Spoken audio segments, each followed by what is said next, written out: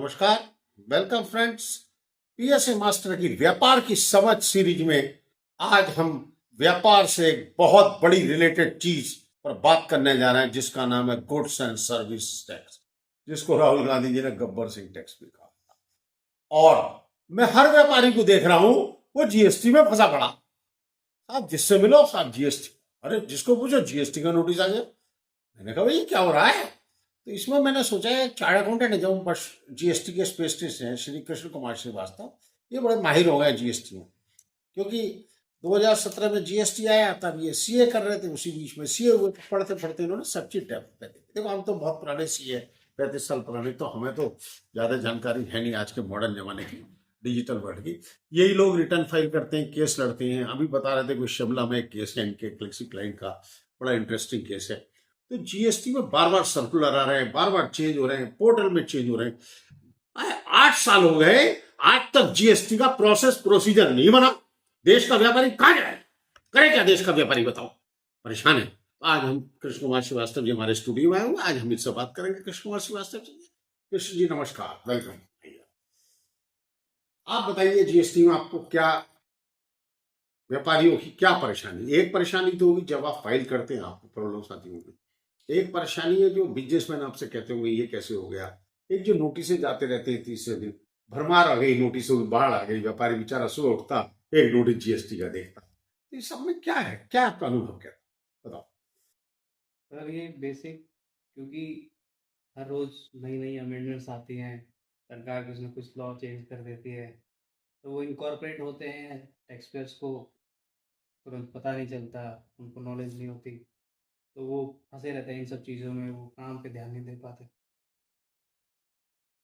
आपको लगता है इसमें क्लर्की में ज्यादा फंस गया हमारा व्यापारी है? जी। मतलब सरकार के कंप्लायंस ही करता रहेगा, पैसा भी देगा और क्लर्की करेगा, कमाएगा है नहीं, फंसा रहेगा। अब दूसरी बात मैं पूछना चाह रहा हूँ, पोर्टल में सुनते हैं बार बार कुछ ना कुछ चेंज हो रहा, कहते हैं 2B में ये होगा, अब अप्रूव होगा, ये सब क्या हो रहा। कभी किसी चीज का क्रेडिट अलाउ कर देते हैं, कभी नहीं करते, ये सब क्यों हो रहा। जीएसटी काउंसिल है, ये तो काफी बड़ी फाइनेंस मिनिस्टर्स होते हैं इसमें, स्टेट्स के क्यों, सेंट्रल के होते हैं। मेरे ख्याल से आईएएस भी होते होंगे, आईआरएस आईएफएस भी होते होंगे, बड़े बड़े अधिकारी होते होंगे देश के चुनिंदा आदमी। शायद इसमें मेरे ख्याल से इकोनॉमिस्ट नहीं होते। मुझे नहीं पता जीएसटी काउंसिल की कॉन्फ़िगरेशन क्या, लेकिन मुझे करेक्ट कीजिए करो। मुझे लगता है जीएसटी काउंसिल में जो सबसे बड़ी कमी हो गई है, दिक्कत हो गई है, इसमें सरकार का पक्ष वाले लोग हैं, व्यापारी का पक्ष रखने वाले लोग नहीं हैं, ऐसा मुझे महसूस होता जीएसटी काउंसिल में। ये पहली बार हो रहा है कि ये टैक्स व्यापारी कमाएगा, सरकार तो अपने खर्चे के लिए, सरकार की पॉलिटिकल एजेंडा के लिए, सरकार के पुल के लिए, फ्री बी बांटने के लिए रात दिन मेहनत करके उसको जीएसटी देगा। और फिर कानून के और जीएसटी ऑफिस के, कोर्टों के, ट्रिब्यूनल बताते हैं बना नहीं बना, मुझे नहीं पता, सुनते ट्रिब्यूनल ट्रिब्यूनल ही नहीं बना 8 साल में, बताइए जीएसटी का ये क्या हो गया। सेल टैक्स का ट्रिब्यूनल होता था, सब होता था, ये जीएसटी में 8 साल लगते ट्रिब्यूनल बनाने में। ये कौन सी गति से चल रहा है इस टेक्नोलॉजिकल वर्ल्ड में, सरकार को क्या हो गया। मुझे जो कमी महसूस होती है, सरकार ने जीएसटी में प्रोफेशनल और एक्सपर्ट्स की मदद नहीं ली, केवल ब्यूरोक्रेसी पे सरकार डिपेंड कर गई, इसलिए इतनी दिक्कत आ रही है। देखिए ब्यूरोक्रेट्स डंडा चला सकते हैं, लाल बत्ती जलाकर बड़े कैमरे में बैठ कर लोगों को डांट सकते हैं, मिलने से मना कर सकते हैं, नोटिस इशू कर सकते हैं, अरेस्ट करा सकते हैं, संबंध दे सकते हैं, लेकिन वो कोई नॉलेज वाली चीज बनाने के लिए उनको ना ट्रेनिंग होती है ना सक्षमता होती है। तो लॉ बनाने में गलती, लॉ के इम्प्लीमेंटेशन में गलती, लॉ के रेगुलेशन बनाने में गलती, लॉ के प्रोसीजर में गलती, लॉ के पोर्टल बनाने में गलती। मुझे लगता कहीं ना कहीं कोऑर्डिनेशन की कमी है। ऐसा आपको कभी क्या काम करते हुए महसूस हुआ जो मैं कह रहा हूँ? हाँ सर, काफ़ी बार हुआ। और हमने कई बार ये भी फील किया है कि जो गवर्नमेंट का स्टाफ है वो भी लॉ के हिसाब से चलता नहीं है। उसको बस ये है कि आप हमारी सुनो, बस हाँ, आप हमारी सुनो, हमारे हिसाब से काम करो तो हम आपका काम करेंगे। वरना नहीं करेंगे। हमने कई सारे जीएसटी रजिस्ट्रेशन कराए, हाँ, उसमें हमें ये परेशानी आई बताइए। कि हमने सारे डॉक्यूमेंट्स दे दिए, उसके बाद उनका कहना है कि आप फिजिकली जाके बायोमेट्रिक ऑथेंटिकेशन कराओ। कहाँ जाकर कराओ फिजिकली? वो अलॉट करते हैं अच्छा। जुरिडिक्शन के अकॉर्डिंग। हाँ, तो आप किसी किसी केस में हुआ है कि आप फिजिकल एप्लीकेंट जाए और वहाँ पे डॉक्यूमेंट वेरिफिकेशन कराए और बायोमेट्रिक करे। हो। क्योंकि आधार आधार ऑथेंटिकेशन ऑनलाइन भी हो जाता है, हाँ, बट किसी किसी केस में वो लोग ऐसा कर रहे हैं। अरे ये तो एक और नई हैसल क्रिएट कर दी।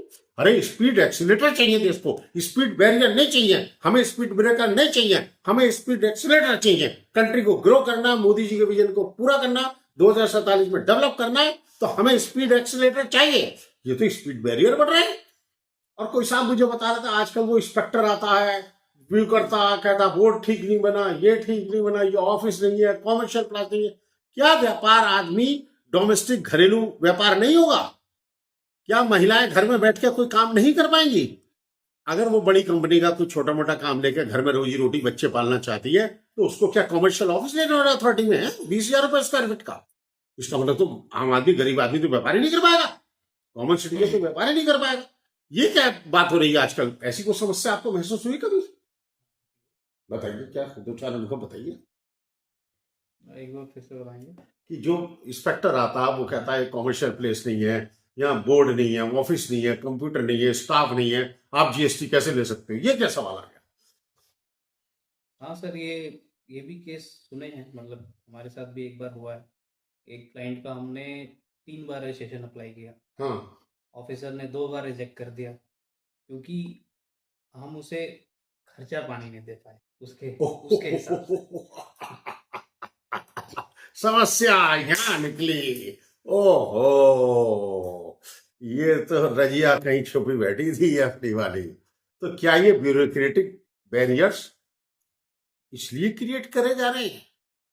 मोदी जी का तो सपना है करप्शन दूर करना, और हमें तो लगता है कंट्री करप्शन फ्री हो गया पिछले 10 सालों में, ऐसा महसूस हुआ। और ये क्या शायद हमारे प्रधानमंत्री जी को या वित्त मंत्री जी को शायद पता नहीं है, ये ऐसी ब्यूरोक्रेटिक हैसियत इसलिए डाली जा रही है।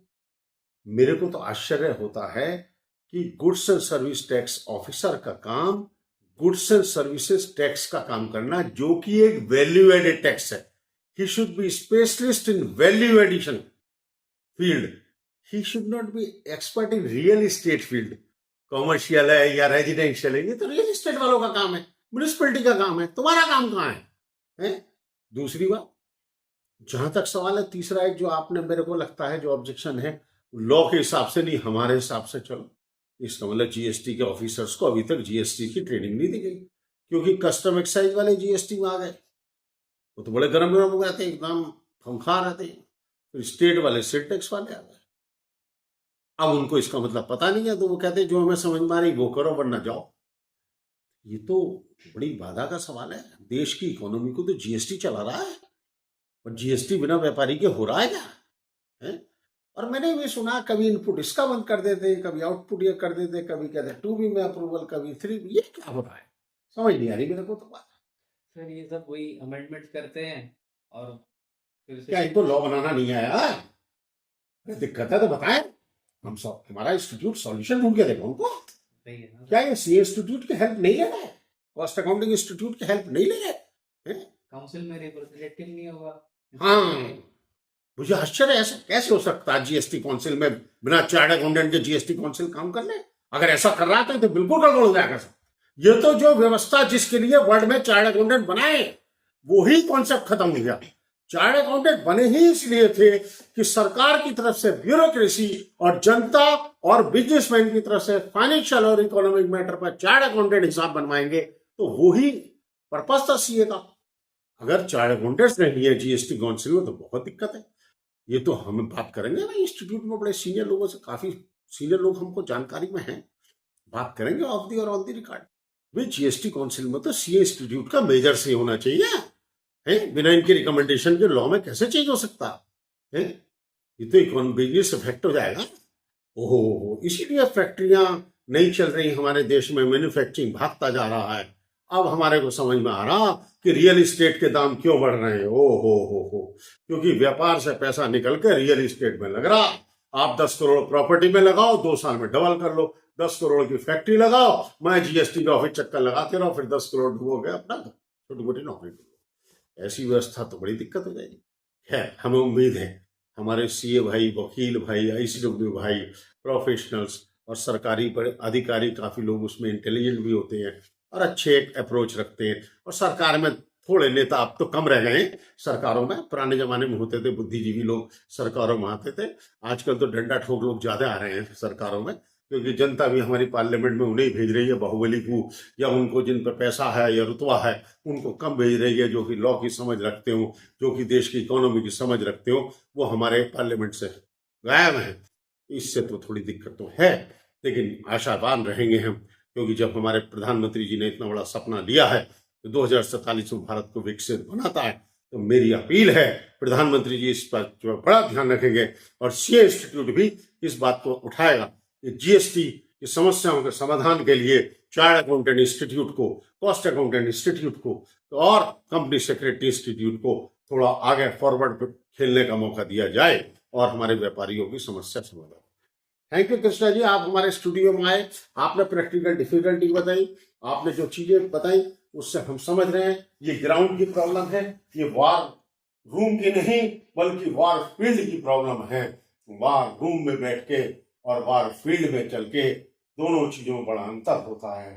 हमारी आर्मी इसीलिए सक्सेसफुल है कि वो वार रूम और वार फील्ड के एक ही लोग होते हैं, लेकिन यहाँ जीएसटी में दिक्कत ये है, वार रूम में दूसरी दुनिया है और वार फील्ड में तीसरी दुनिया है, इसका रिकंसिलेशन नहीं हो रहा और हमारा व्यापारी थोड़ा परेशान है। मुझे उम्मीद है इसमें सफलता हासिल होगी। थैंक यू, आज के लिए इतना काफी। व्यापार की सब देखते रहिए, हमारे चैनल को सब्सक्राइब कीजिए, लाइक कीजिए और इसको शेयर कीजिए। हम जो बात कहते हैं वो देश की ज्वलंत समस्याओं में कहते हैं। हमारा पीएसए मास्टर एक हमेशा टेक्निकल इशू फैलाता है, वो देश के मैक्रो लेवल की बात हमारा चैनल करता। हमारे चैनल ने कभी ब्यूरोक्रेसी के माइनर ऑब्स्टिकल्स की बात नहीं की है, हमारे चैनल ने कभी छोटी मोटी समस्या की बात नहीं की है, बल्कि हमेशा ही मैक्रो लेवल की देश हित में बात की है। थैंक यू दोस्तों।